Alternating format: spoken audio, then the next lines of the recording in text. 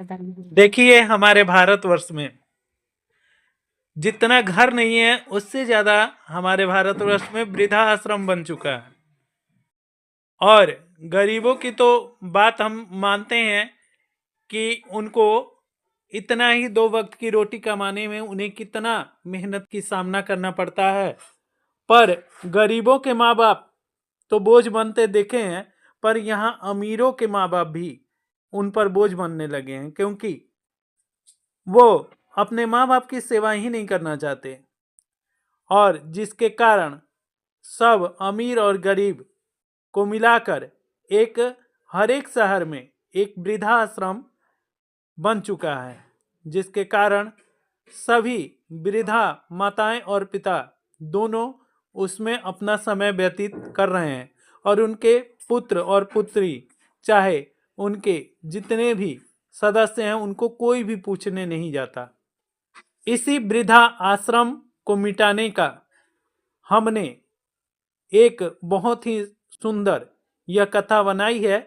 और यह कथा आप अवश्य श्रवण कीजिए, समझिए और देखिए कि क्या हम इस पर खरा उतरते हैं, क्या हम वहाँ पर अपने माँ बाप के लिए कुछ कर सकते हैं। अगर कर सकते हैं तो यह कथा मेरी अधूरी नहीं रहेगी, कथा मेरी पूरी होगी, क्योंकि मेरा संदेश यही रहेगा कि आप भी अपने माँ बाप की सेवा करें, अपने माँ बाप को अपने घर में रखें, क्योंकि सबसे बड़ा मालिक वही मेरे माँ बाप हैं और उन्हीं का यह घर है। बाद में हमारा घर और बाद में हमारे बेटे और बेटियों का घर। आइए हम कथा तो आपको भक्ति कथा सुनाने जा रहे हैं, पर ये समाज से ही जुड़ी हुई है। माँ बाप का वरदान, अभिशाप है या वरदान, वृद्धाश्रम। एक समय की बात है, गंगा किनारे एक छोटे से गांव में विनय नाम का युवा रहता था। वह भगवान श्री कृष्ण का परम भक्त था, लेकिन एक कमी थी, उसे अपने बूढ़े माता पिता से चिढ़ हो जाती थी। उसे लगता था कि माता पिता अब उसके किसी काम के नहीं हैं और उनका बोझ उठाना उसके बस की बात नहीं है। एक दिन उसने मन ही मन तय कर लिया कि वह उन्हें वृद्धा आश्रम में छोड़ आवेगा। वृद्धा आश्रम के द्वार पर अपने माता पिता को वह लेकर पहुंच गया। विनय अपने कांपते माता पिता को लेकर आश्रम के गेट पर पहुंचा। माँ ने धीमी आवाज से पूछा, बेटा, क्या हमने दुख दिया है? विनय कुछ नहीं बोला। उसी पल वहां बैठे एक संत ने उन्हें देखा और विनय को बुलाया। संत ने पूछा कि बेटा, क्या तुम अपने माता पिता को यहाँ छोड़ने आए हो? विनय ने कहा कि जी महाराज, अब ये बुजुर्ग हो गए हैं, मैं संभाल नहीं पाता हूँ। संत मुस्कुराया और बोला, अच्छा एक बात बताओ, जब तुम छोटा था, रात भर रोता था, तब किसने जाकर तुझे गोद में खिलाया? जब तू बीमार हुआ, तब किसने अपनी सांसें रोककर तुझे दवा दी थी? और जब तू गिरा, तब किसका दिल टूटा था? विनय चुप और अपने उस चुपचाप जैसे भी वह अपने आप को संभाल कर और उस वृद्धाश्रम से वापस घर की ओर लौटने लगा। पर संत जी उसे रोककर कहते हैं कि बेटा, एक हफ्ते बाद तुम अवश्य आना और फिर हम तुम्हें एक बहुत बड़ा उपहार देंगे।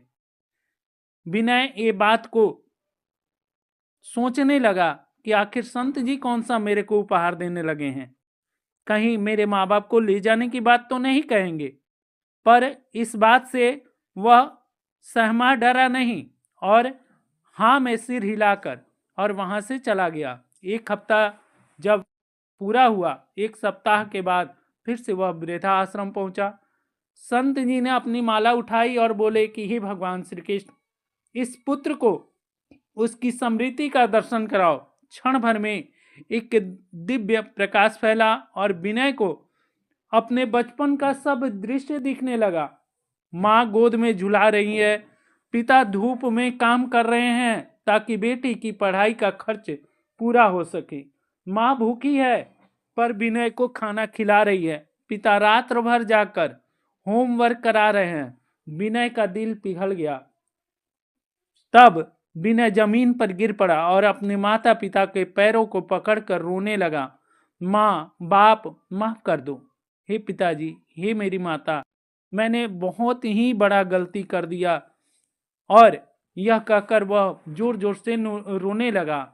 आज समझा कि वृद्ध नहीं आप लोग, मैं अंधा हूं। आश्रम नहीं, आपका आशीर्वाद ही मेरा घर है। माता पिता ने उसे सीने से लगा लिया। संत ने आशीर्वाद दिया, जिस दिन हर बेटा बेटी यह समझ जाएगा, उस दिन भारतवर्ष में वृद्ध आश्रम अपने आप मिट जाएगा। क्योंकि वृद्ध आश्रम बनाने में हम ही बेटा और हम ही बेटी उसको प्रोत्साहन देते हैं, उसमें अपने माता पिता को पहुंचाते हैं। और चलते चलते हम आप लोग को एक अंतिम संदेश भी सुनाने जा रहे हैं कि विनय अपने माता पिता को घर ले गया और गांव में कथा रखी। उस कथा का संदेश था कि जिस घर में बुजुर्ग का सम्मान है वहाँ भगवान स्वयं निवास करते हैं। धीरे धीरे पूरे गांव बदल गया, बुजुर्गों को आदर मिलने लगा, वृद्ध आश्रम खाली होने लगी और जहाँ सम्मान बढ़ता है वहीं पर भगवान होते हैं। और मेरा संदेश यही है कि आप लोग भी अपने माता पिता को अपने घर में पालिए, क्योंकि जब आप छोटे थे और जब आपकी जवानी हुई, जब आपका बुढ़ापा हुआ, तब तक आपके माता पिता जब तक जीवित रहे वह आपको पाले, और जब आपका बारी आया तो आप उन्हें वृद्धाश्रम में पहुंचा दिए। धन्य हैं ऐसे माँ बाप जो ऐसे औलाद को पैदा करते हैं। और हम लोग को भी वैसे कर्म करना नहीं चाहिए, क्योंकि आगे हमारा भी संतान होगा और हमें भी उसी वृद्धाश्रम के तरह ढकेल देगा जैसे हम अपने माँ बाप को ढकेलते हैं। अगर यह बात सच लगे तो मेरे भाई अपने माँ बाप को ही अपना भगवान मान के पालिए। भगवान श्री कृष्ण बाद में, पहले आपके माँ बाप ही भगवान श्री कृष्ण और माता यशोदा की तरह हैं। आप उन्हीं को मानिए, वही भगवान है और वही तुम्हारे सब कुछ हैं। जय श्री कृष्ण। राधे राधे।